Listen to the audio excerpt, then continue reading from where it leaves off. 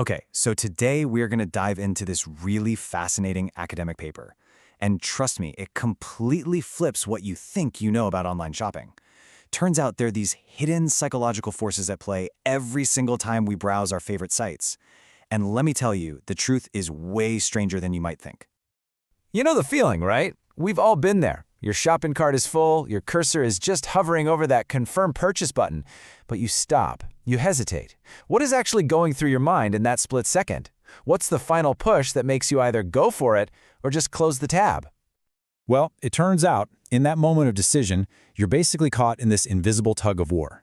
On one side, you've got fear. Fear of scams, data theft, all the scary stuff that comes with cybercrime. And on the other side, you've got trust. That warm, fuzzy feeling you have for a brand name you know, that sense of safety and reliability. So the common sense view here is, pretty straightforward. Cybercrime, that's all about risk, fear, data theft. It makes us want to back away, right? Less likely to buy. Then you have brand trust. That's safety, reliability, confidence. It encourages us to go ahead and make the purchase. It all seems totally obvious, doesn't it? So the logical assumption we all make is pretty simple. More fear means fewer sales. More trust means more sales. That feels like a fundamental rule of online shopping, like e-commerce 101. But, and this is where it gets really interesting, a recent study went out and surveyed 535 actual online shoppers to test this very assumption. And the results they found were, well, let's just say they were not what anybody expected. Okay, first things first, let's just make sure we're all on the same page. The paper defines cybercrime as, all those digital dangers we worry about. Hacking, online fraud, phishing, data theft, the whole shebang.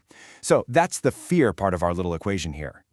And here it is, the first bombshell, right from the research abstract. I'm not kidding, I had to read this twice. It says, cybercrime has a positive effect on consumer purchasing intentions. Yeah, you heard that right. The very thing that should be scaring us away might actually be encouraging us to shop more. Wild. How is that even possible, right? Does being more aware of the risks somehow make us want to buy more stuff? It just seems to defy all logic. But hang on to that thought, because believe it or not, the mystery only gets deeper from here. Okay, so let's look at the second piece of the puzzle. Let's move to the other side of that tug of war, brand trust.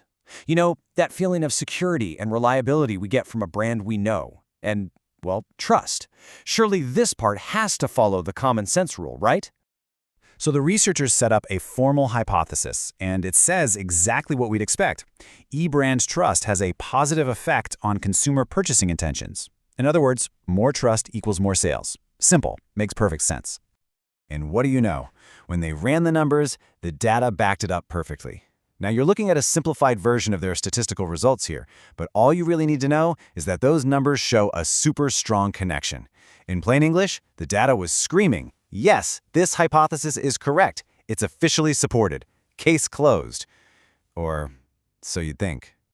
But then, you get to the paper's final conclusion, and you find this absolutely staggering statement. It says, and this is a direct quote, "E-brand trust hurts consumer purchasing intentions on e-commerce platforms." What? It doesn't just fail to support the idea, it says the exact opposite is true. So this is the crucial point, right? This incredible contradiction sitting right at the heart of the research. On one hand, you've got the raw data, the statistical analysis that says brand trust helps sales. And on the other hand, you have the paper's final written conclusion that says it hurts them. What is going on here? So what does this all mean? How do we even begin to solve this paradox? Well, the paper doesn't actually give us a simple answer. And you know what? Maybe that's the whole point. It just goes to show that our behavior online as consumers, it isn't some simple input-output machine. It's messy. It's complicated. It's this fascinating tangle of contradictions that even hard data struggles to fully explain. Okay, so while the why behind all this is still a bit of a puzzle, the how, as in how to stay safe, is way clearer. The researchers get that it's complex, so they pivot and offer some really practical, down-to-earth advice on navigating the real dangers of cybercrime, no matter what its weird psychological effects are. And here's what they recommend. Just 4 simple steps. First up, prioritize cash-on-delivery payments whenever you possibly can. It's just the safest way to go. Step 2, always ask for a shipping receipt so you can track your order. Third, and this is a big one, trust your gut. If the deal seems way too good to be true, it probably is. And finally, number 4, check your own account for payment confirmation. Don't just rely on a screenshot someone sends you. So, what should you take away from all this? Well, maybe it's just that our online behavior is way less rational than we like to think. Our decisions are guided by forces we don't even fully understand. So the next time you find yourself hesitating before you click that buy button, just take a second and wonder, is it fear or is it trust that's really in control right now? And more importantly, is it pushing you in the direction you think it is? Definitely something to think about.